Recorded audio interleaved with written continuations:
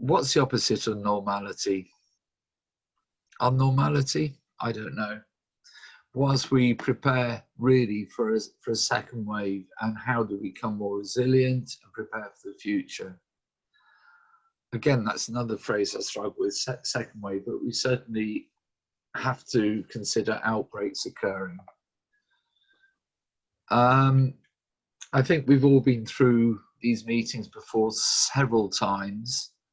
I know it's only largely Dave and myself, but just to go through the rules, if we can wait for our turn, because more than one person speaking at a time becomes a nightmare on virtual meetings. Can we all please stay muted until otherwise needed? And if you wish to make a question or comment, please use chat facility by typing MIS, may I speak, and use a virtual hand or put your hand up. And I'm afraid I do not know what the virtual hand is in Zoom. So I stand to be educated on that one. I better explain, I'm used to Microsoft Teams. So very much over to Dina, and thank you very much for coming. Thank you very much, John. I'm going to be keeping an eye on my battery because rather brilliantly, I can't actually get my other device to see the network. So who knows, perhaps my other device has also gone on holiday. But thank you to you and to David for being here. And obviously I can see Neil also in the room, so which is great. And what we wanted to do really was we wanted to ask for your views of how, well, in essence, how lockdown has been for you. So we wanted to do a bit of reflection on, you know, how the communities had come together, whether areas that we needed to perhaps put a bit of focus on, that sort of thing. Not least because, as you say, John, you know, there may be a second wave, and to be honest, I'm not even certain, and I think Bruce might make some comment on this, whether or not there will be, you know, perhaps part 2 of the first wave, or, you know, maybe there'll be, you know, perhaps, I suspect that whatever we think is the second wave won't be the last either. But I'm not medically qualified to talk about this in those terms. So I'm going to hand over to Bruce, who is, and who will then obviously give you an update on the situation as we find ourselves in now. So over to you, Bruce. Okay. Thanks, Dina. First thing to say is it's nice to be talking to the Cam Valley group. I'm in debt to lockdown for making me look for walks very, very close to where I live in the Bloomfield area. And I've discovered all these fabulous walks along your Cam Brook, and I just wouldn't have got to before. So I'm a big fan of Cam Valley, and so is my wife. So where are we? Well, we've had the southwest and Bath and northeast Somerset even more have had a light dose of this pandemic, roughly half of what England has in terms of cases per population and deaths, and that's due to structural things in our population, some of which more obvious, like, you know, relative rurality, relative affluence.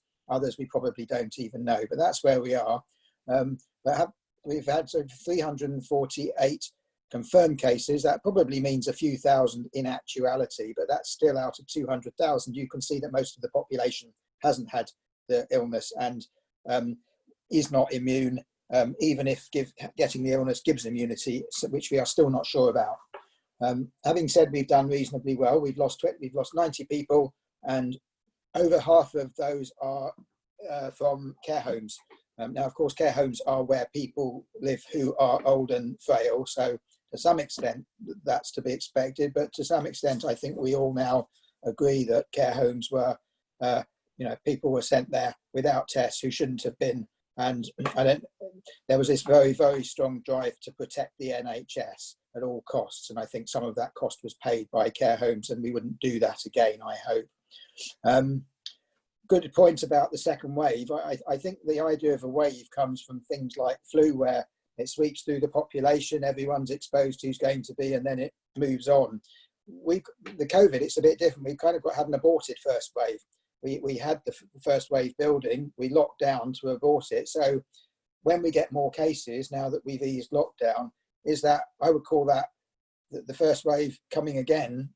Is it a second wave? It's probably a semantic thing, but I guess the key difference is that the virus hasn't swept through the whole population. That's why, that's what we stopped by the lockdown. So we face more. We're probably at the bottom now. It's inevitable that now that we're all getting together a little bit more again, we will get some more cases. The question is how many, how well can we control it and still have a reasonably open lifestyle? So councils have been asked, I'll just talk for a couple more minutes before we go on. Councils have been asked to be central players in this. I think they were always central players in terms of running things like the support to people that are shielding, running the care homes. In that respect, I think more now in a planning and a coordinating fashion, we've been asked to be central. And we've been asked to produce things called local outbreak management plans, which have the delightful abbreviation of LOMPs. So we all have a LOMP. And it has various themes, and I won't go into the detail of those themes, but what I'll say is that really the forward progress of COVID now, for me, it sort of stands on 3 pillars. So a lot of the LOMP is about making the testing and tracing work well locally and responding quickly to cases and outbreaks in anywhere in the community generally, in schools, in care homes, in vulnerable places, understanding where those vulnerable places are. That's one bit of it. That's getting the testing, tracing and outbreak control. The 2 other pillars, which you're really key to, and all community leaders are really key to, and the biggest for me is just the prevention, is getting people to live and use these freedoms in ways that still minimise the chance of spreading the virus, still are careful in terms of distancing.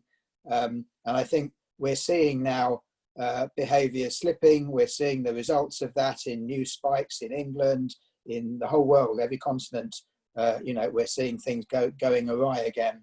And some of that is because some of that is genuine pressures on people's lives. Some of it, I think, is just carelessness, just not really recognising the seriousness of this. So that's one of the local roles, is to model and try and encourage, that good avoidance behaviour, even when you're going about your business, trying to do that.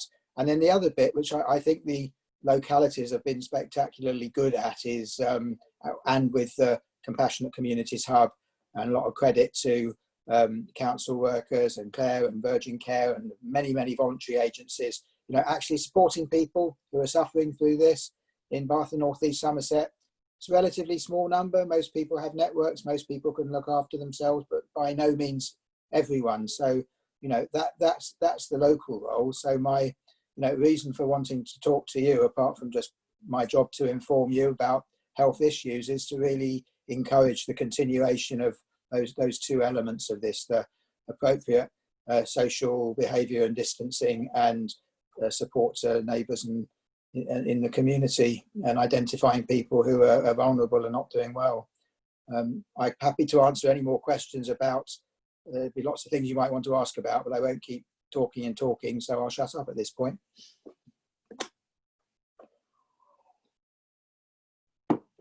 You're on mute, Ina. I always give you the best speeches when I'm on mute. So as you're all on my one screen, if you just want to indicate normally with your hand held, that will be fine. If you wanted to ask Bruce any questions, or if you've got any points you wanted to raise with him. No?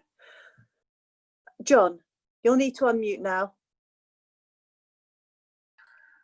Bang. I should know better. I must admit, I'm very interested in what sorts of plans, this may be an early question, Bruce, but on managing spikes, there's been lots of discussion around generally about localized lockdown. And it's a conversation that has come up several times in our community. And the concerns that people have in our community is we are actually cross-county. Which gives rise to two concerns. One is, well, we're Baines. What if Baines have to lock down? So that's Freshford, but Limpy Stoke is Wiltshire, but we're really one community. The line goes down the middle of semis and through houses. It really is that kind of boundary. And the other side of it is we have a village school.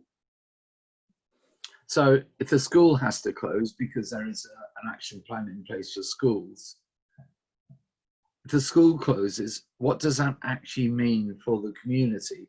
Because it's a wider question than it just being a village school, because a large proportion of children come from Bath.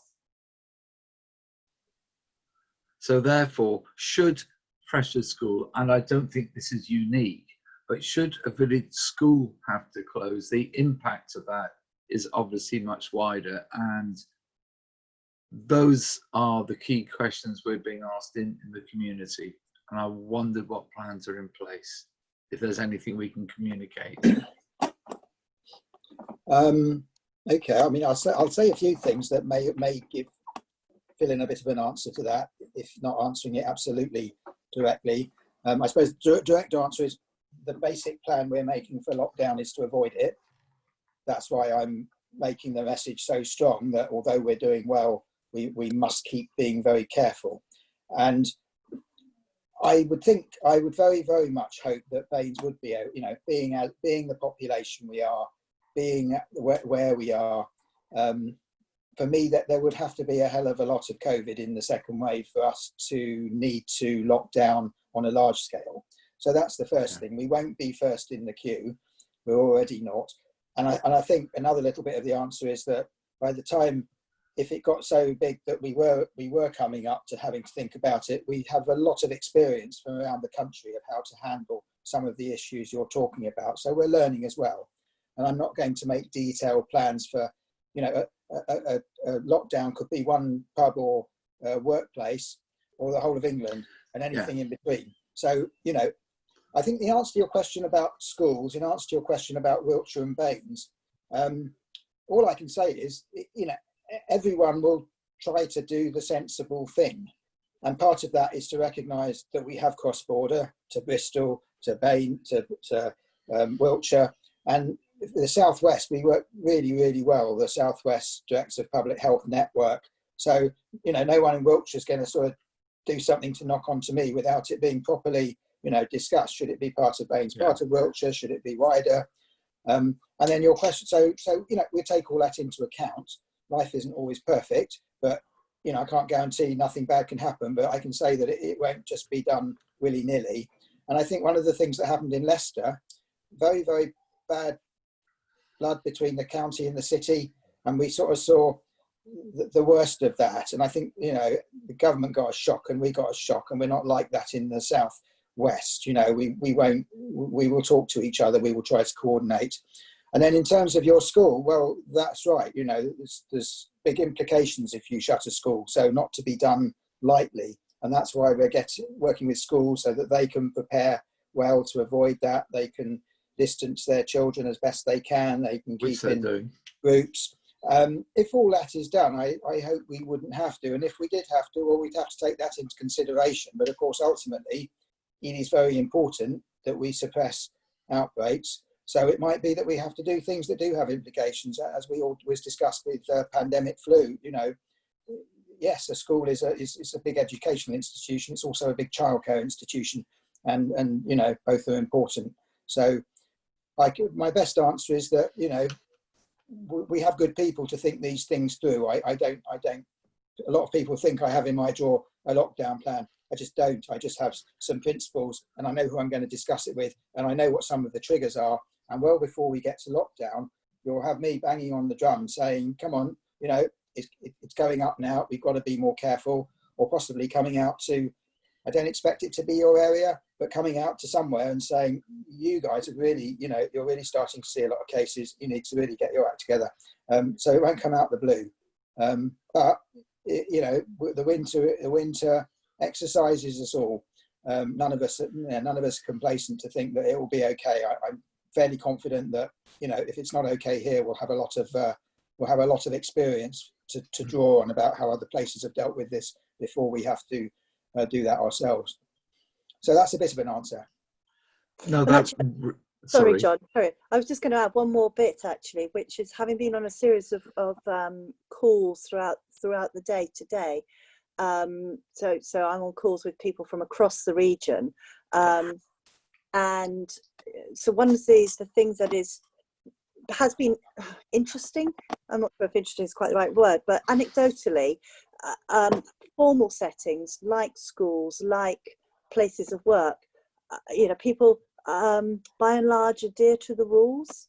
It's when they are then in a social setting where they think that they're more relaxed, and it's not necessarily about having a drink, but obviously that might have might also be a relevant factor.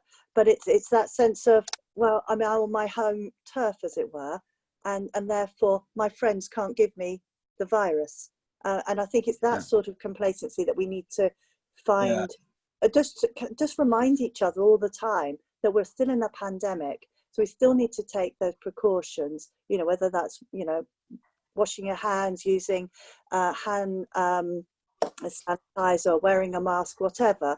Those are the things that they might seem small and immaterial, but those are the things that will really help. I don't know, Claire, if you had any other advice, from your perspective. So Claire is from, sorry, do you want to introduce yourself, Claire, before I get you wrong? That's okay. Hi, everybody. It's Claire Thorogood here. So I've got the pleasure of working with Sarah and Dave Dixon up at the Compassionate Community Hub with the 3SG partners in Virgin Care.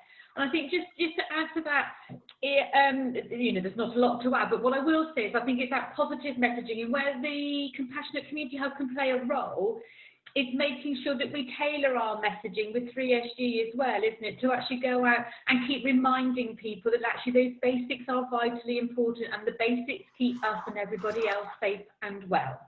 And I'm with Bruce on this one. It's very much about reinforcing that at every opportunity.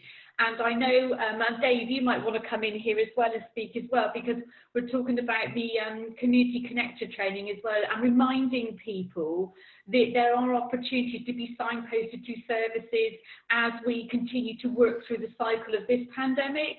So again, yes, the messaging is no longer one of emergency and crisis. The messaging one is now more long-term prevention, isn't it? And what we must all adopt very, very safely whilst we go about our social, our personal, our work, isn't it, or our community business. And Dave, I don't know if you wanted to add anything in from your perspective as well from what's been happening up there.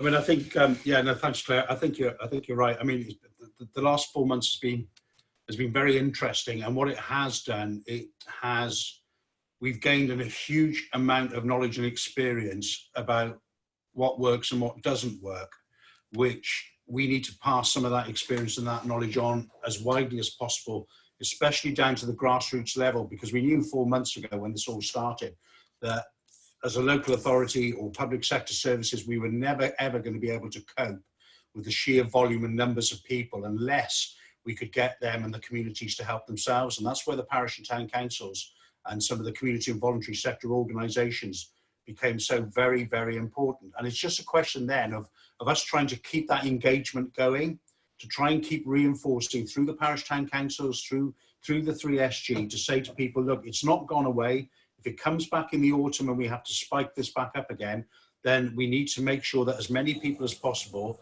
know what the guidelines are, know how to follow it, and actually just to keep those communication channels open, which I think is the most important thing about us being able to tell people, and sometimes difficult messages about, areas are the areas are peaking, and people are going to have to just be a little bit more careful in their day-to-day business. So that's kind of the general theme of the hub. And there are training things and different things that we're looking at where we can hopefully engage with some of the volunteers and some of the sector and the community, because without yourselves, without the volunteers, the couple of thousand volunteers and things, the small number of vulnerable people that we needed to help, and it was a small number compared to the population, but we're still talking about those were thousands of people that, you know, that the council is never going to be able to just be able to do it on its own. Neither is Virgin and the CCG. But and what we did, I suppose, did find interesting again is that some areas it worked really well, some areas it didn't work so well. And so again, part of that communication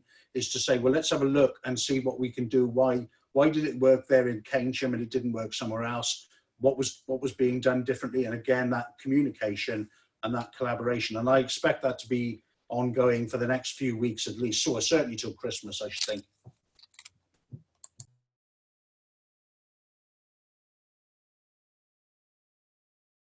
I muted myself while I'm telling you I accidentally pressed the wrong button. So thank you very much, Dave.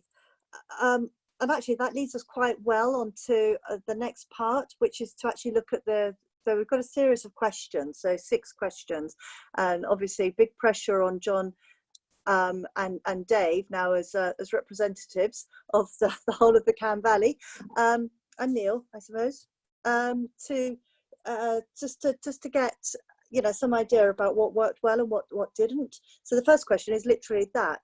So it's a reflection on the community support. So in your view, what worked well and what didn't? So I don't know who wants to go first on that. So I think, was Dave, that you I've been offering Dave? Okay, Dave, you have to answer first. We had 2 centres of support really.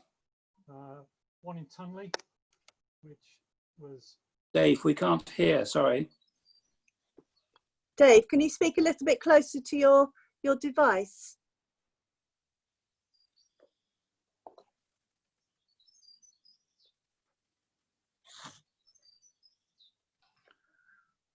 Dave, we can't hear you at all.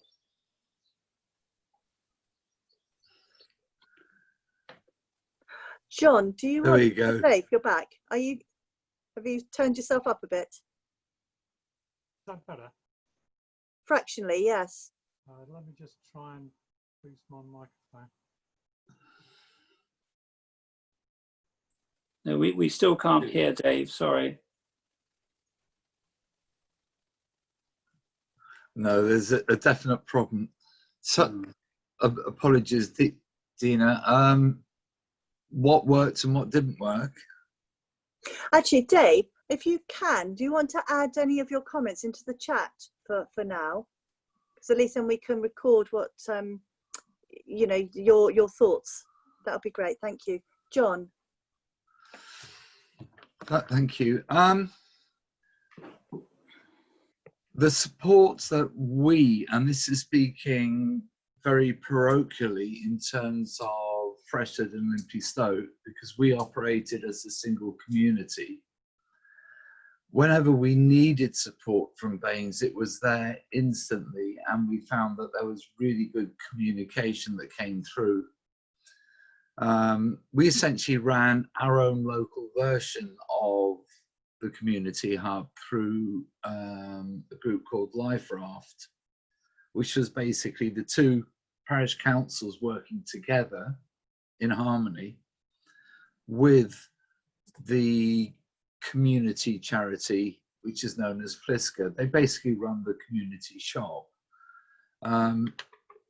We got Life Raft up and running before lockdown was actually officially in place because we could see it coming. Where we found excellent support from Baines was in the additional services that are needed around mental health. That was absolutely fundamental, but we were pretty self-contained in terms of food supplies, sorting out medications. We did get good support from Baines on knocking the doctors' practices into line, because we had kickback from one. Because we ran a surgery to house delivery service for required medication. So those who are shielding and those who are in absolute lockdown, in isolation for whatever reason, did not need to travel out, but their needs were being met. And in truth, we didn't have to call on Baines too much. We were very, very fortunate. So personally speaking,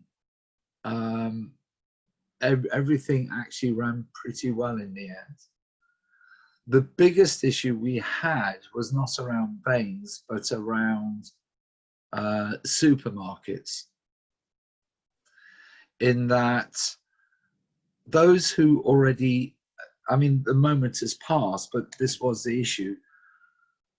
Those who had accounts for home delivery could get home deliveries. Those who did not already have online accounts couldn't. And if you happened to be in isolation, that meant you were not able to receive supermarket deliveries. Now, we overcame that locally through our volunteers, so they went supermarket shopping for people. But it took some putting in place to make sure that everyone was being serviced. So that's not pointing a finger at Baines in any way, but that was one of our biggest problems. I could go on and on, but I don't know how much would be useful. I suppose what might be of use is we solely had the capacity to deal with our community. We know that other villages around needed support, and we did not have the resources to be able to spread our services. And I'm not sure how far that need travels or exists, and that perhaps could be an area that we should investigate. Thank you, John. You know, obviously there. Hi, Dave. I see that you have your microphone levels turned well up now, so I'll bring you in a moment. But I was just going to ask, because I know that obviously nationally there was a huge issue around supermarkets, and exactly the point you made about if you've got an account, then you could be, well, at the very least, be in a very long queue waiting to put your order in, etc., etc. And it was an issue that supermarkets, themselves, I think, were caught a bit on the hop because of that increased demand. I know that locally we had some very good relationships with some of our supermarkets, and I know Dave, could probably speak from some first-hand experience about that. But I think it was recognised nationally as an issue, and I think supermarket chains worked quite hard to get that situation resolved as quickly as they could do. But again, for whatever reason, I'm fairly sure at the time I probably knew what the reason was, but at that time they, as I said, were caught a bit on the hop, and that's partly why they wanted to make sure that they opened up the Sainsbury's, etc., for 7 o'clock, on either every day or on certain days for people who were able to shop but needed perhaps some more protection. I don't know, Dave, if you've got anything else you want to add into that. Yeah, sorry, wrong Dave. Oh, sorry, which one? No, I want you, Dave, and then I'll ask Dave Orme to come in. Just on the supermarket thing. That was some of the issue, in the fact that we were delivering to people who were desperately trying to get onto the circulation list of one of the major supermarkets. And to be fair, after a few weeks, the government kind of helped out with some of that by trying to give these people priority over other people. But we heard stories of people staying up till midnight because 1 minute past midnight the new slots came out for Tesco or Sainsbury's, and they were desperately trying to get their relatives on. And we got calls actually from people from all over the country, literally, with elderly relatives in Bath saying they can't get onto a supermarket slot. Can you make sure that they don't miss out? But and so that was very obvious. But one of the other things which is interesting, which only came through yesterday, and we will we will circulate this, is our research and intelligence team have done our heat map of Bath and North East Somerset for the last 4 months about actually where all the demand is and where the demand was. And you'll not be surprised, Dave and John, to find that, you know, that the Dunkerton and Freshford hardly register on that heat map at all. So some of the areas that we would have looked at and said, you know what, if something like this happened, where would the demand be? Some of that came through, but there were actually in that heat map some other surprises where demand wasn't as high as we thought it would be. And so when we get a chance to share that with you, I think that would be very useful, because it'll give us an opportunity to be a bit more proactive in some of those areas and having a look at what the underlying causes were for some of that, and whether there are organisations and volunteers that we can almost gain and put into those areas if it ever comes up again. Can I just add as well, just for the supermarket shielding list, one of the things we have done, DEFRA allocated some supermarket slots and allowed local authorities to register, and we've done that now as a local authority. So we're working with, obviously, with colleagues at the hub to ensure that we can give out shielding slots if people do need it. So we are prepared for, you know, people coming in now, and also if we go into a second wave. Thank you, Sarah. Thank you, Dave. And other Dave. Yes, just very brief. I've got very little to add, really. The two support networks that were set up here. Up in Tunley, it was centred very much around Tunley Recreation Centre and its management committee, made up largely of the movers and shakers in the village, who quickly got hold of whatever needed doing. Messages got round by word of mouth or telephone, or using the Tunley Talks Facebook page. And there were no real problems that I'm aware of, or I've heard about, or were reported. Down in Dunkerton, fairly soon after the lockdown, a WhatsApp group was created, and that gained 40 or 50 members very quickly, and has been very good in putting people in touch with one another, putting people in touch with people who need shopping runs or medicines pickup, what have you. So the conversations have happened as they've been needed over those two communications media. They've worked very well. There was a notable and very successful increase in the demand on and supply by local independent traders, which was good to see. And also the King William up in Tunley changed its modus operandi pretty quickly and flexibly, creating its own sort of farmers market on every Saturday afternoon, which went down well and was very well received. And what else did they do? Oh, a takeaway service, which again served the community well. So it went as well as could be expected, I guess. I'm not aware of too many of our residents having to call on the central community support hub. If they did, it obviously worked very well. Well, that's really good to hear, and I suspect Dave will probably back me up about the heat map, that probably Dunkerton and Tunley also didn't feature very much on your heat map. Well, he's either not grimacing behind you, Sarah. No, you're right, Gina. No, you're right. I mean, the heat map in some of the rural areas hardly registers at all. And I suppose, in a sense, that was part of the beauty of the system, in that we got something like over 6,500 calls into the Compassionate Communities Hub over that period. From those 6,500 calls, about 5% of them were emergencies where we literally had to go out. It was either medication or samples or emergency food parcels.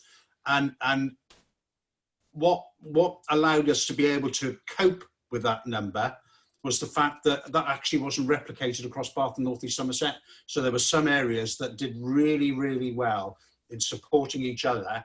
And that meant that the demand dropped on us as a local authority, which meant that we could actually focus on the areas where maybe those links weren't quite so set up. So we will share that map, because it's really, really interesting to see where the issues are. Thank you, Dave. And before I bring Neil in, and I hope Neil's going to back up what I'm just about to say, it sounds like you found that the local support and your local networks worked really well, but you were let down somewhat by the national distribution, shall we say. So Neil, Yes, and yes, I need yes. to just quickly go and answer the door. So Neil. Okay. Yeah, well, as far as I'm aware, everything worked remarkably well right across Bathhaven South.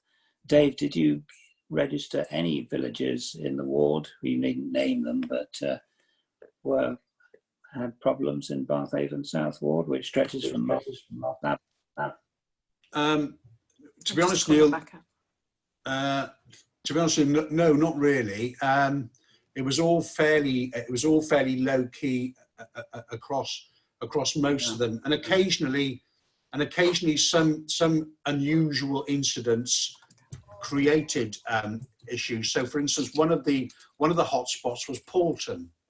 Okay. And part of the reason with Paulton was because their food bank that used to operate in Paulton was run by a group of volunteers in their 70s who, of course, when the lockdown happened, they all had to isolate, and literally the food bank was closed down in Paulton, and people were told they needed to go to Midsummer Norton, which was the next nearest one, which at the time was, to be honest, too far away for them to be able to get there. There was no public transport, and there was no way that they could pick up food boxes and take them back. So there were some individual incidents where we can understand why things particularly spiked. But again, looking across your area, Neil, there's about 4 or 5 little blue areas, but nothing into the sort of red, nothing like Bath or some bits of Keynsham. It was extremely impressive, and you mentioned WhatsApp group. I mean, here in South Stoke, WhatsApp group was set up straight away, and I know in a number of the other villages. And we even had the first shop opened in South Stoke since 1961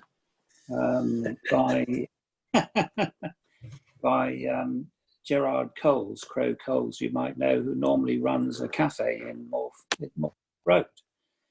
And if he wants to know where all the tin tomatoes and flour were, that's where it all went.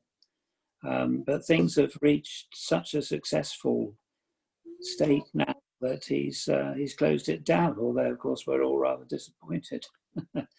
But certainly when it first broke out round here, there were stories of as many as 4 people offering to get people's groceries and so forth, and I'm sure that was replicated throughout the villages. Just one parish I know possibly had a bit of a problem because the chairman had to isolate rather stringently. So, but people working normally really pulled their weight without a shadow of a doubt. But thank you very much indeed for all you, Dave and Sarah, have done, because and Claire, it's been a fantastic operation, of which I'm about to see on Monday afternoon for the first time. I know Dina's been there. It is a fantastic operation, Neil. You'll be very impressed. Okay, so I think I think that's the first question. I think we've clearly identified what worked well and what didn't. And now, just in addition to what was said before by Bruce, by Claire, and myself about keeping behaviours good, is there anything else you think that your communities could do more of to make sure that the levels of infection remain low? Just to make you aware, I don't think we can do more than we are doing, but what we are doing isn't just sat back. Our support infrastructure, i.e. Liferaft, whilst it's lessened in intensity, it is still keeping going. So as people, for example, go holiday and come back and they have to self-isolate, all the local services are being maintained to allow people to self-isolate and to keep receiving the services that they need. because it's in all our interests. So that's what we're doing in our community. We don't think we can do an awful lot more other than just keep the emergency contact numbers in the community open and going. Thank you, John. And I think that that's a point that perhaps, I don't know whether or not the hub has already recognised. So this, you know, relatively new instruction for quarantine measures when people come back from certain places, you know, clearly creates a sort of second, I don't want to use the word wave because that seems to have different connotations now, but certainly a second, I'm going to have to say it because I can't think of anything else, second wave of need, doesn't it? So I saw Claire nodding, so I probably don't need to bring her in to say yes. Well, I think what I can say is that actually Dave, Sarah and I have spent time with Joe Scammell discussing this in the week as well with the quarantine news.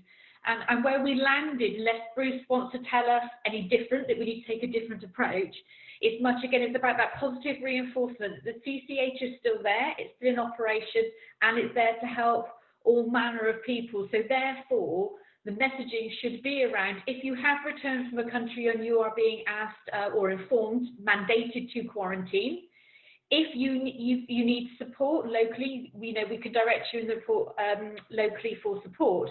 And go back to the mantra that we started with the hub was, if you have the means and you are able yourself to put those measures in place to keep you safe, well and fed and looked after for the 2 weeks where you quarantine, excellent. However, you have our number if that situation breaks down or changes. However, if you don't and you are vulnerable, you know, you're made to feel vulnerable, you're isolated, you don't have the means, then of course we are there to help you, either through volunteers or through the logistics and the food pod at the hub to keep you safe and well during that time. So Bruce, you might think, you know, you might want to mandate that we take a different approach, but that's where we've landed so far this week with that news. No, that works. That works for me. And I think we have to be flexible as well. Clearly, you know, things are good now. There's not a lot of demand. If there was, we just have to roll up our sleeves. We have to re-divert. And we also have to try and keep other services going. I mean, through all this, it's easy to, well, it's not easy. People haven't forgotten, but it's easy to take your eye off all the other things that are happening other than COVID to people's health. And I think, you know, definitely the NHS is aware of that. But, you know, no one wanted to be where we are. We just have to make the best of it, don't we? And I think we have flexible and collaborative ways of working in Baines that, you know, we're as well set as anywhere else is, you know, really the honest thing to say and the best thing I can say. Thank you, Bruce, and thank you, John, for that comment. Dave, do you have any thoughts about how you can keep, or how your community, so not how you personally can keep everybody's behaviour good, but how your community, you know, the work that they might be doing? Yeah, we've no concerns or issues to raise, really. We'll just keep doing what we're doing and play any problems as we see them. Okay. And Neil, anything else to add?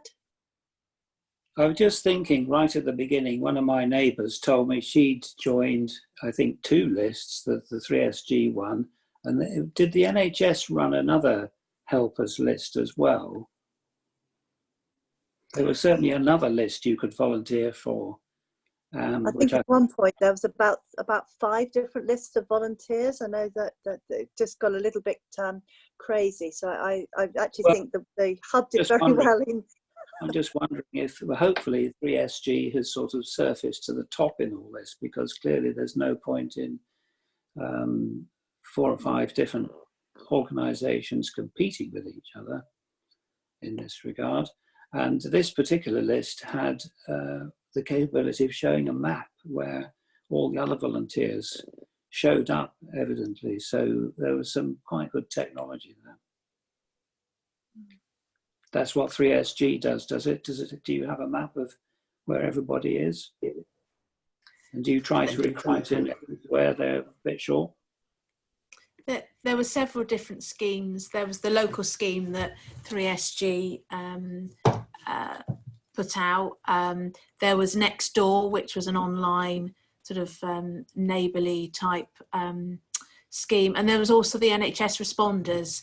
The NHS responders came much later in the system, and that confused people a little bit, because obviously there was a big national campaign around that.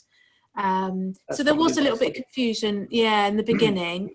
And I think as well, there was lots of local groups and support. And to be honest, you know, actually, if people were supported, it didn't matter who was delivering that support, just as long as they were supported and they got the right help they needed. The hub provided obviously extra support in terms of mental health, housing, money matters.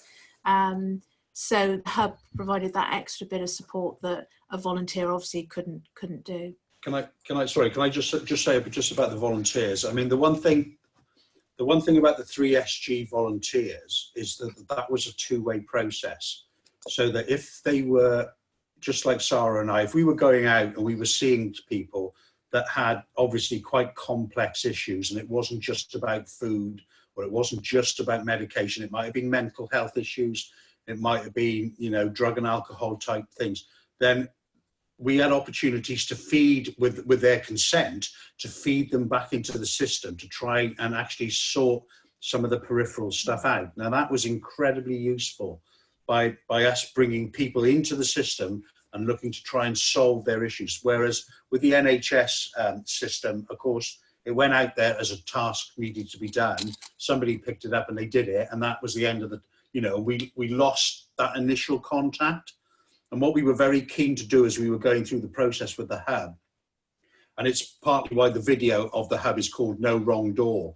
It's basically that if they came to us, whether it was food or whatever issue it was, that actually once we'd got them and we'd got their agreement to support them, we looked at doing the whole thing holistically and wrapping the services around the individual, as opposed to sometimes where we've been guilty about providing services to individuals whether we think they need it or not. So we were trying to just turn it around a little bit. And if we can, again, being proactive moving on in the future, if we can enhance that scheme and build on that scheme with people, then hopefully we can do something about, you know, stopping some of the issues at source and being more proactive with it. Yeah, Dave, I remember you telling me a while back that you were, or maybe, I think it was you and Stefan, were retrieving unwanted trays, weren't you? Boxes of food from people who didn't think they merited it. Yeah, no, we did. We took in a whole load of government food parcels from people all across the area, and it was very difficult once you got onto that government shielding list. And we had about, at the height of, there were about 2,200 people in Bath and North East Somerset in receipt of weekly food parcels. Some of them, it took them 3 or 4 weeks to get off the system because they got their Sainsbury's supplies. But we took in, again, about 110 boxes, and the boxes were around around £30 worth of food in value in each box. And then we were able to just recycle those food supplies to other people that needed it. So that was particularly helpful. And you know, I picked up boxes from some you know, flats and blocks of flats. I picked up boxes from the Royal Crescent, and it was just people were, and sometimes people were put on the shielding list, I think, by their GPs, or they were told to shield by the GPs, and then the boxes would arrive, and they hadn't necessarily ordered them because it had come through a separate system. So, but we just tried to, again, we were driven by the demand and necessity, and if we had spare food, none of it went to waste. We threw, probably Stefan and I probably threw very, very little away. A couple of bags of carrots, maybe, and a loaf of bread in all that time, because food became so important. I suspect you didn't throw it away, did you? Put it in your food waste bin. Yeah, I mean, yes, it was yeah, recycled, of course, yeah. I think that's a reasonable tip for yourselves, actually. But anyway, thanks for all you've done, because I know you both all worked extremely hard on that. But are we in a better place? What do you think, Bruce? Do you think that scenario has improved over the country now? You will see. I think loads of lessons learned. I mean, we haven't faced this. Every single thing that was set up was new. Lots of different people involved who more or less knew what was going on or didn't. I like to think everything will be somewhat better than it was at the very start. But if case numbers are very high, you know, there are always going to be problems. And the systems, all the systems we're involved with are multi-player.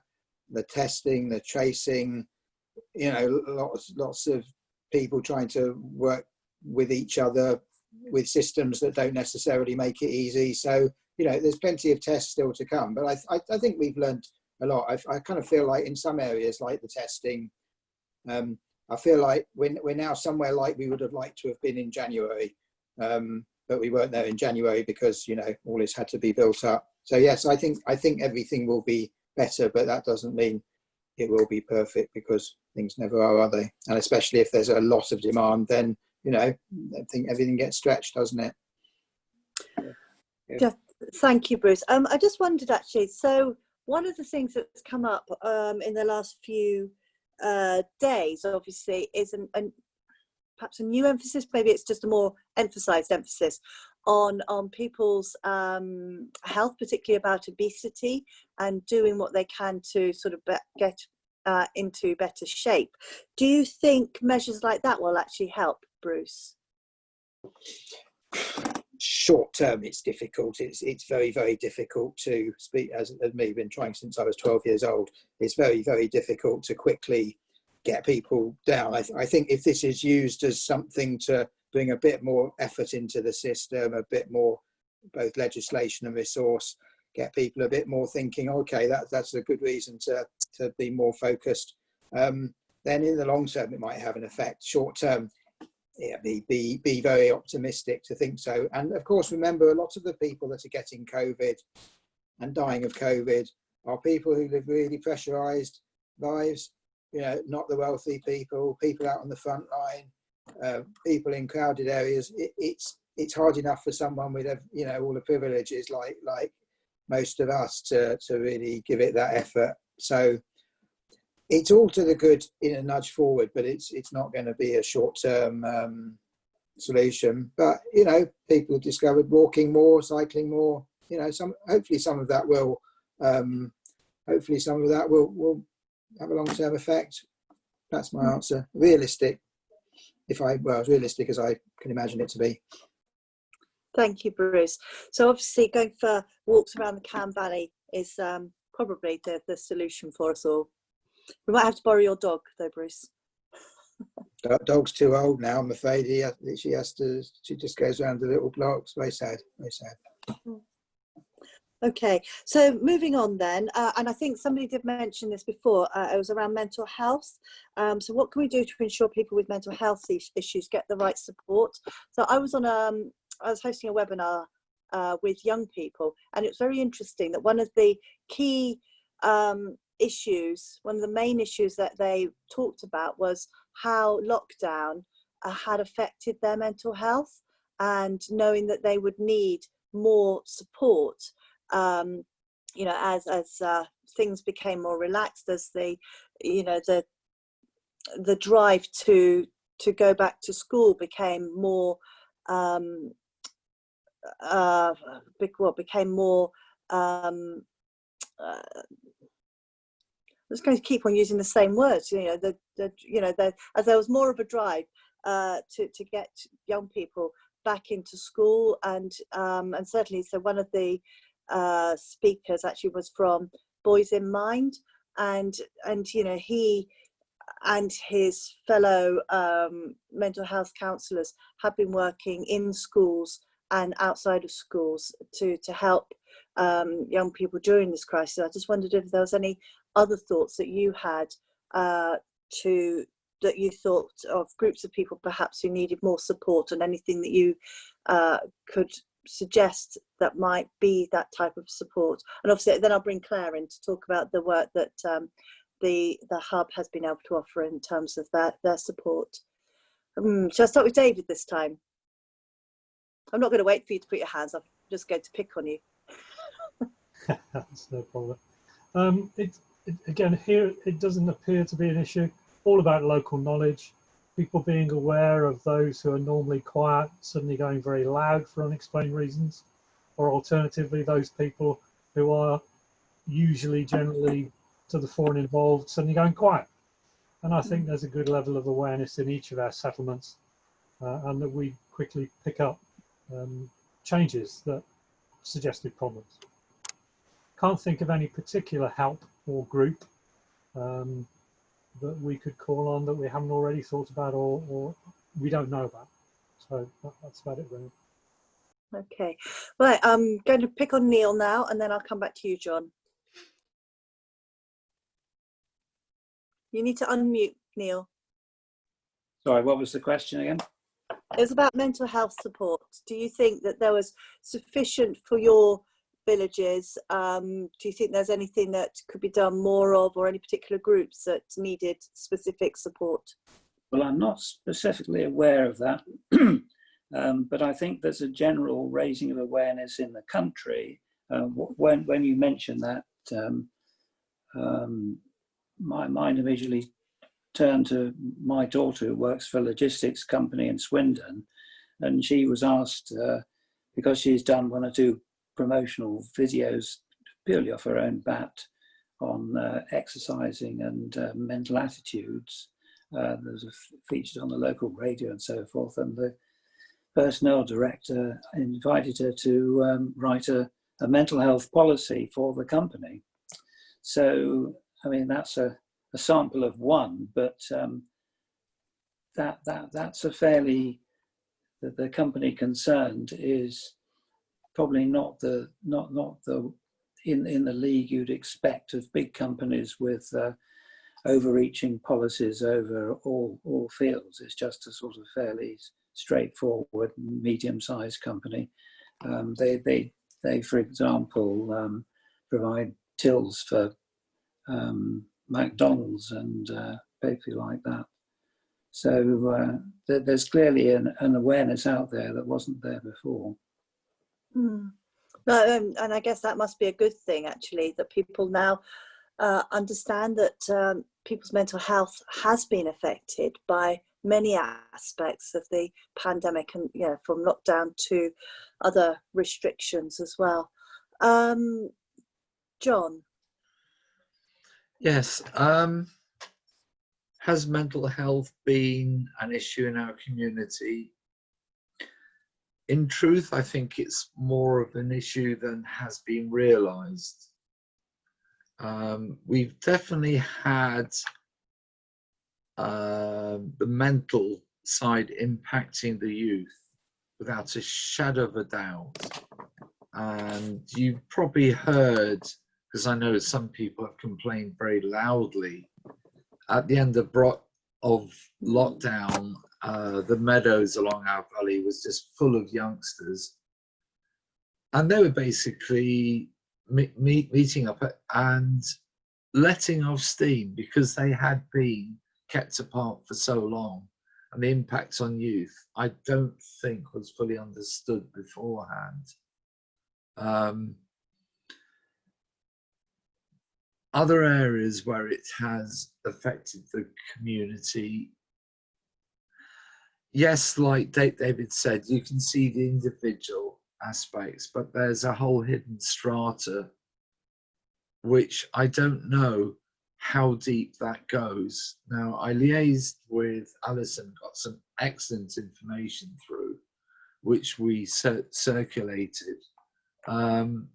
Because that's one of the things that Bath really excelled at, in bringing mind into the community community hub.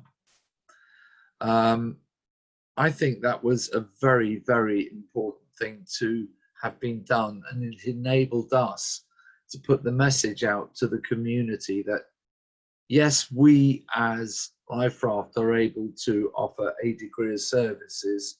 Here is a separate facility that is anonymous to you. It's outside of our community. I don't know how much usage was made of that, but it was a really important message to put out.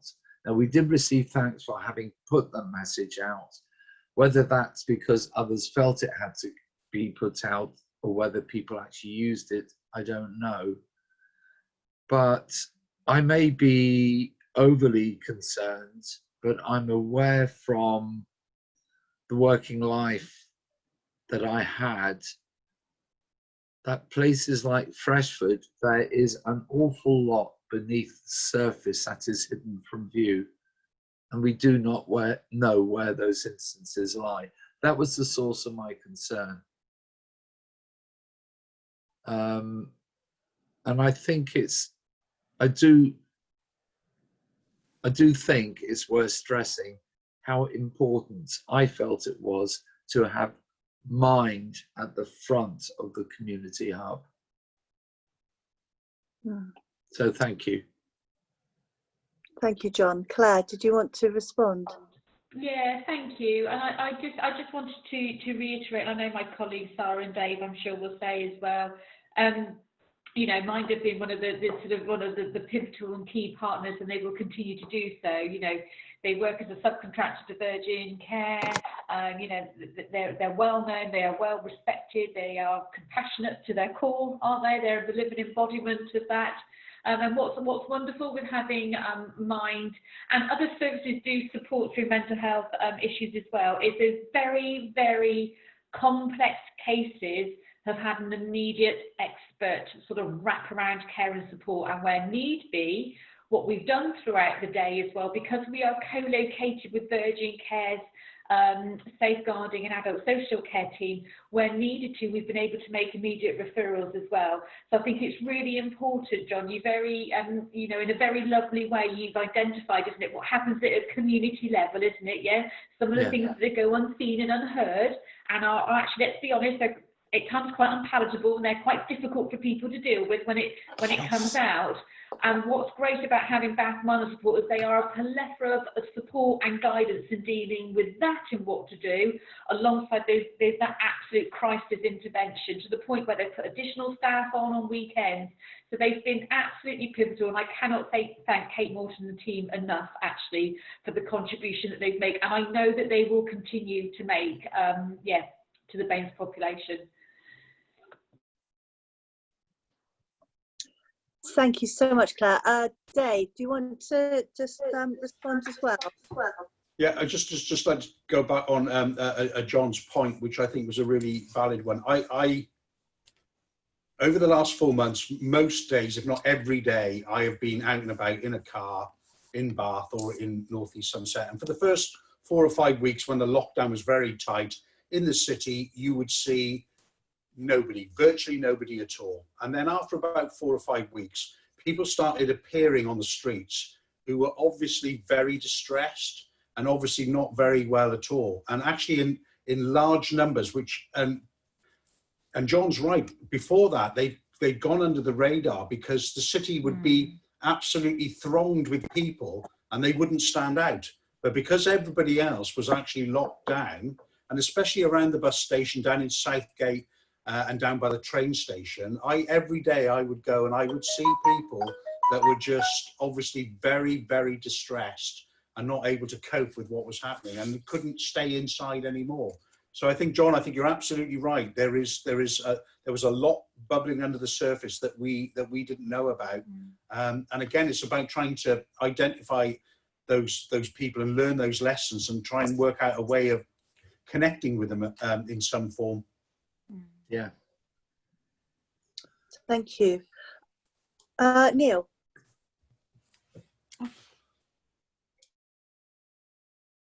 Are you unmuted? You do need to unmute, Neil.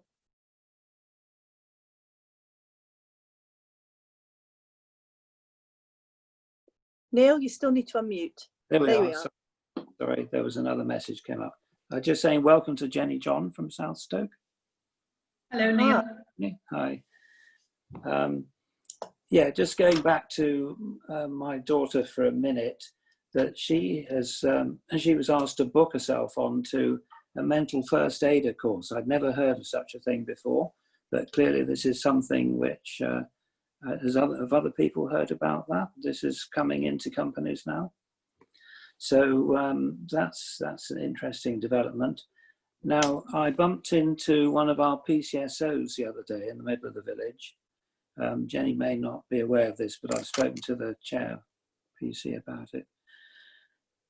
So I asked him what he was doing here, and once he remembered who I was, I hadn't seen him for a while. He opened up a bit, and apparently there is hair coursing going on, would you believe? And it seems to stem from the fact, as has just been discussed, that there are a lot of people out there who are getting desperate for any kind of thrill at all, good or bad. And apparently they are active both during the day and overnight in their nefarious activities. So that was very unwelcome to hear, but I don't know if anybody else has heard of such activities. Mm-hmm. But clearly we have to watch out for all sorts of things. Thank you. Well, absolutely, yes. And I think, you know, you're right to bring that to everyone's attention, you know, and obviously in lockdown where people, you know, have been desperate to do other things, you know, this sort of activity probably does, you know, become more attractive for one reason or another. But I think what we need to do is obviously recognise that that is something. But I guess what we need to now do is to talk about what we're going to do if cases start to creep up. So I know that Bruce, you know, mentioned, you know, how well placed we are at the moment, but there is always this risk that things will, you know, will get worse. Obviously, if everyone follows the advice that Bruce has given, then things will not get worse, but, you know, people make their own choices. So is there anything more that you think we should do? Are your various support networks, are they able to sort of spring back into action if the need arises? Well, Dave is nodding, so that's great. Yes. Jenny's nodding. John's nodding. So should we just move on to the next question then? Excellent, good. Okay, so, and actually this is a very relevant question for all of your areas. So how do we support our local businesses to get up and running safely and encourage people to shop more locally? So obviously during lockdown and during the sort of like the hottest bit of the pandemic, that clearly has been the case where your residents have been well served by your local shops and even new pop-up shops.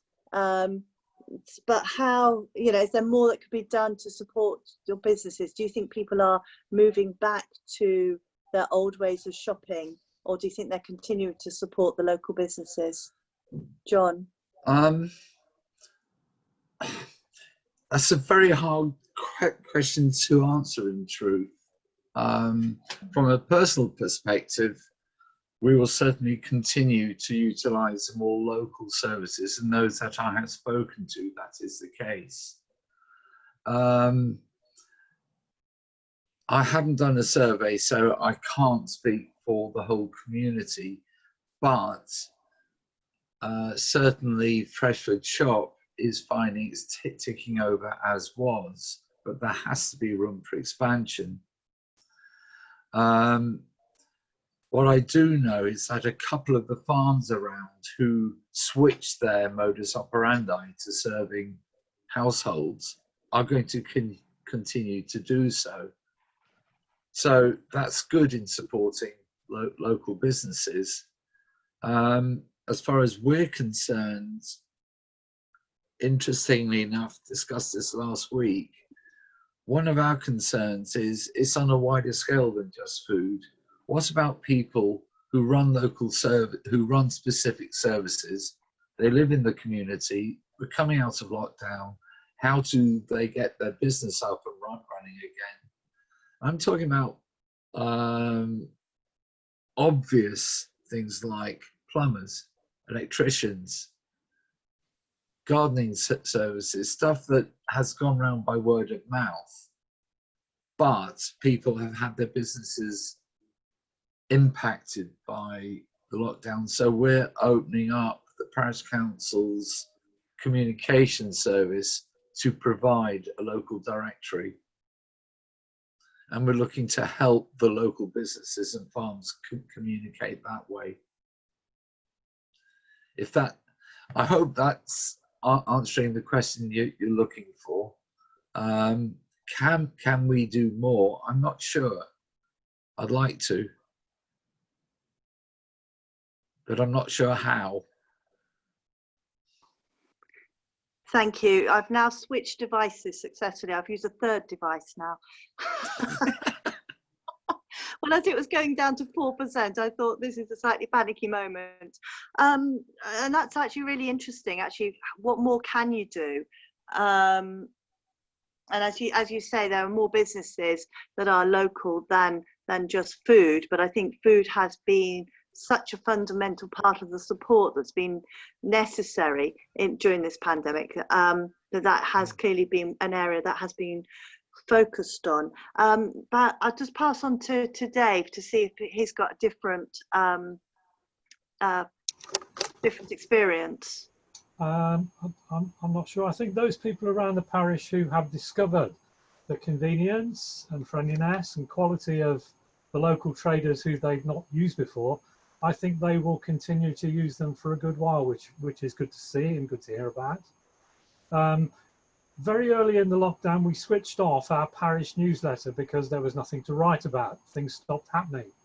With that, we turned off our own local tradesmen's directory, which flagged up local businesses to everybody around the parish. So we need to get the parish newsletter back up and running as soon as possible so that we can get the local directory in people's faces again. We know that. But what we've seen happen is that the slack that was created by turning off the local newsletter was taken up by chat on the Facebook page. Can anybody recommend me a local plumber because I've just got a problem in my bathroom? That sort of thing. So there's a good deal of traffic at the ground floor level between people about local tradesmen. I can't think there's too much else we can do, given we're a very small place with very few businesses based in the area, really, compared to other places. I say, apart from making our local directory available once again. No, thank you very much, Dave. And Neil? Thank you. I was thinking as people were talking again there that Wellow has a good community shop. It's not in the same league as the very splendid one in Freshford, but they do their very best in very difficult circumstances. And it's always been difficult to keep it going from one year to another, but I know they've had quite a boost. COVID has been a lifeline for the Wellow community shop. So, you know, some good has come out of it. And it's made people a lot more conscious, of course, of these things. Hinton Charterhouse has a proper post office remaining. An excellent chap, Roger Jacob, who runs that under increasing pressure from his bosses, one has to say, in terms of what he can and can't do. But he works, I know, immensely hard in keeping the whole village going. So it's really brought out the best in community spirit. John, do you know whether there's been an increase in turnover at Freshford Shop? I assume that I've not heard that. There's not been a huge increase because the big problem they've had with this is, whilst they would have wanted to, the change in the way the process worked was so radically different, because you couldn't fill the shop with people coming in shopping, and you had to have a process whereby people gave orders either via phone or email. Then people had to fulfill those orders, and then the orders had to be delivered to the home or picked up from the car park. So the actual ability to have, I'm putting this rather badly, the actual pipeline on getting goods out of the shop was throttled by the very process. So whilst they could have done more, they weren't physically able to because of keeping social distancing whilst people fulfilled the orders. And I'm sure other businesses have the same. Does that make some kind of sense? Yeah, no, I know it's a complex scenario, isn't it? True Speed are making ground in certainly around here, which would be good in some ways. Obviously, better broadband, but of course we're seeing a huge. I heard it described as being turbocharged online shopping now.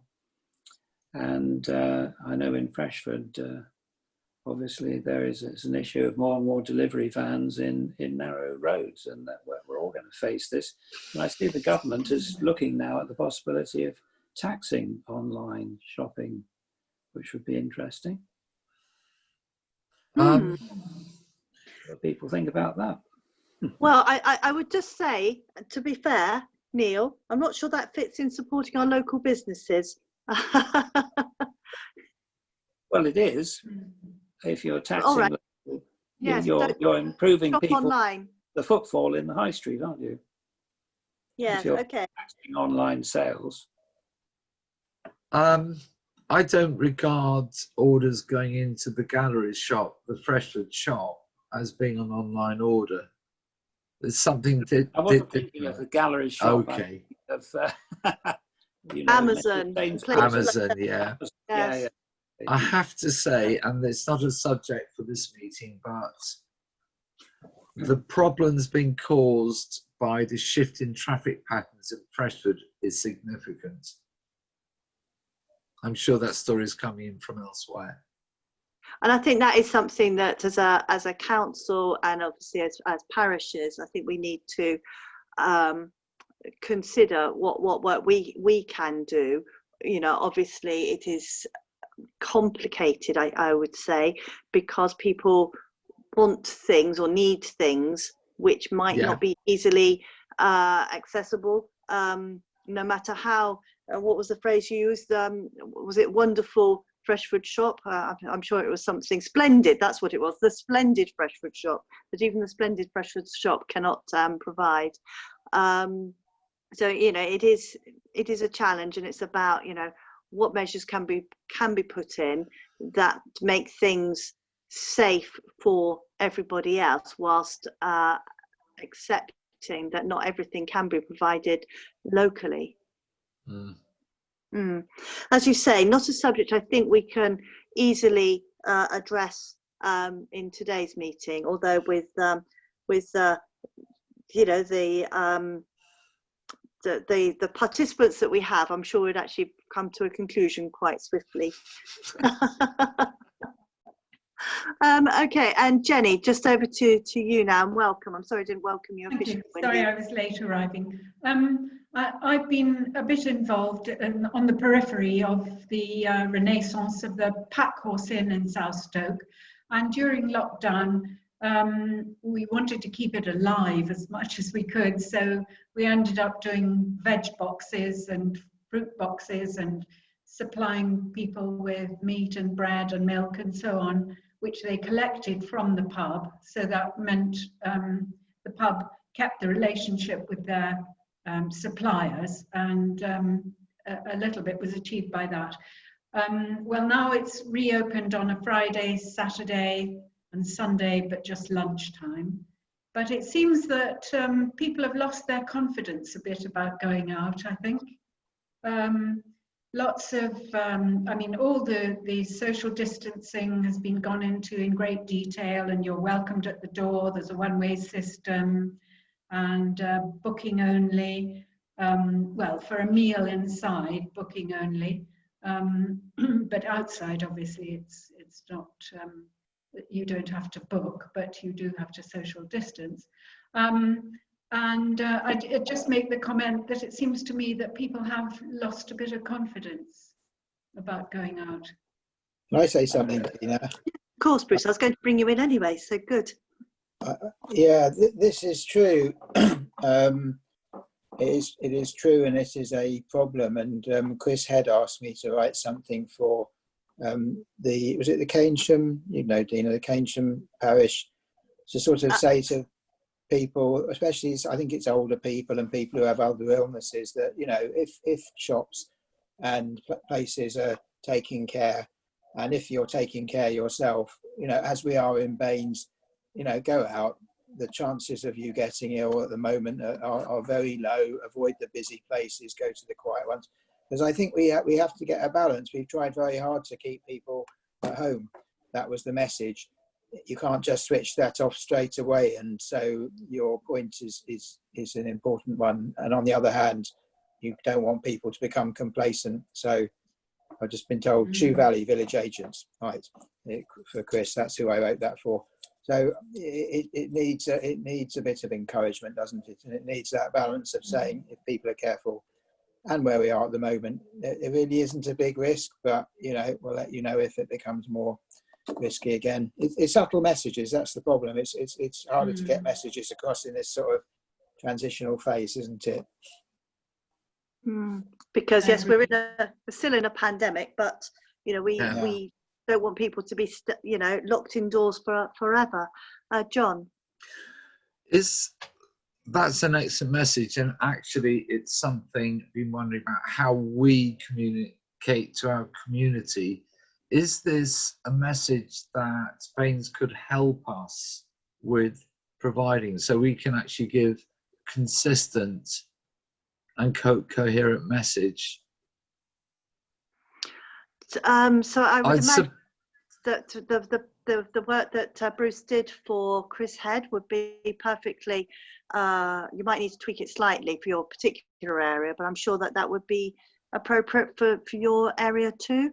Would that be okay if I could have a copy, please? And then yeah, sure. Dave or Sarah, do you have it? I'll find it. I sent it to Chris. I might have sent it. Anyway, I'll send it. And yes, I think it requires also you in your local communities. Someone reads a paragraph, it doesn't change their behaviour, but it's a good basis for people to start discussing with people who are, understandably nervous. But yeah, I'll send that. It's messages aren't once and for all, are they? No, they're not. They need to be not repeated, and they need to be changed. And people kind of like something simple. They say, "Well, last week you told me this, and this week you're saying that." Well, last week isn't this week. But sure you know that yourself. Absolutely. But this way I can say, yes, but so and so said this. Now so and so is saying that. Yeah, that's fine. I'll do that. In truth, it would really help give some weight to the message that's been given, and that would be appreciated. Thank you. Bruce will make sure that it's circulated to all the forum members so that they can tweak it for their I'll try and find their it. audiences. But in terms of putting out messages, I'm sure many of your communities, many of your residents are already subscribing to the weekly e-news that we put out. I think it's something like 50,000 email addresses that we now send this to.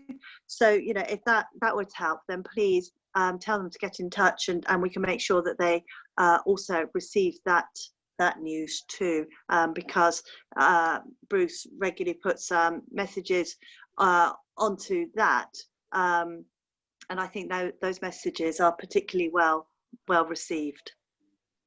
Okay, so I'm moving on now to the last question on this piece, which is good, because now this device tells me I've only got 18%. I'm not sure what I'm doing. I'm obviously sucking all the electricity and energy out of everywhere. And the question here is, what can we do to respond quickly and decisively if there were localized outbreaks in specific neighborhoods or population groups? And perhaps before others come in on this, one thing that we have been asked to set up is a local outbreak engagement board, which we have done. And it is part of that, the function of that group, to cascade information down to whichever is the most appropriate body. And I would hope that you would agree, as an area forum and as parishes, you would agree that you would be appropriate people to cascade this information down to. On my small screen, I can't now see hands going up. So I'm going to choose John to speak first.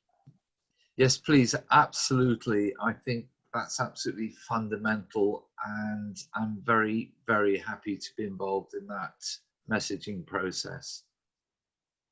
Thank you. And apart from obviously responding quickly and decisively, is there anything else that you think we, could do? Obviously, we need to utilize every media source that we have, but is there other things? I think, there's been mention of parish newsletters, etc. Well, what we have in place within our community is, as I mentioned before, something called Life Raft. Now, a key element of Life Raft was communications. And we've got together a really smooth communication process to the community. So it's via a variety of media. So we have the community email, it goes out via WhatsApp, Facebook, and through each of the zone coordinators. We've got about 12 in each village. And those zone coordinators hand deliver to those people who are not online and are in isolation. So we know we can get a message to everybody. That's fantastic. Thank you, John. Thank you. Dave? Yes, very happy to act as a conduit for information and alerts or warnings or just messaging in general.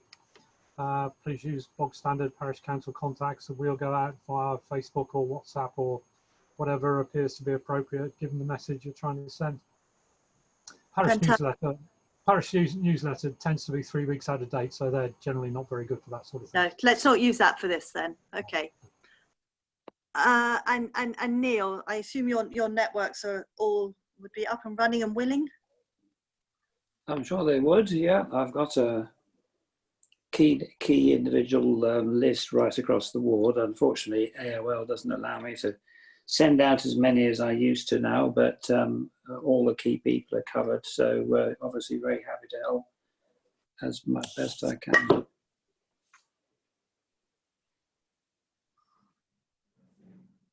Dina, are you there? Can't hear you. There. Sorry, I accidentally muted myself. I also put myself into safe driving mode, which was slightly bizarre.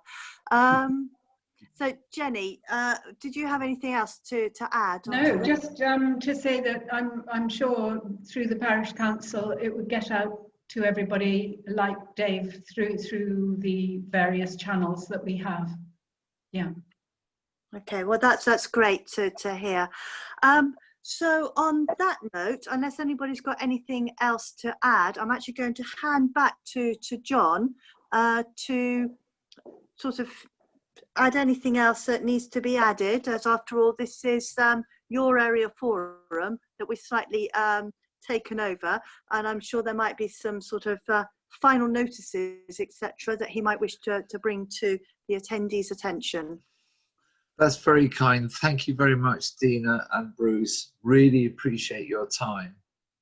And in truth, this forum was set up explicitly for the session for you two.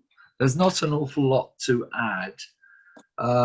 We need set up the next meeting date that is slated to be at some point in September. We're not sure of a need to meet beforehand, but if anyone, Dave, if you feel the need, please say so, and we'll let people know by email, because apologies for the light attendance. And we also need get straight exactly what the next subject and subjects for the forum are going to be focused on. And I'll leave you to think about this, Dave, But there's two key things that we need to communicate to the others to consider. One is transport, and the other is local communities in terms of village agents. So I'll leave those two bubbling.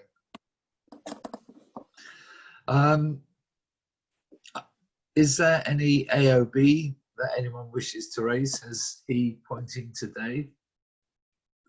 No? Thank you very much. Everybody, thank you very much for your attendance and for your input, Bruce and Dina. Thank you. I hope this is useful. Thank you very much. Good night all. Thank you. Good night. Night.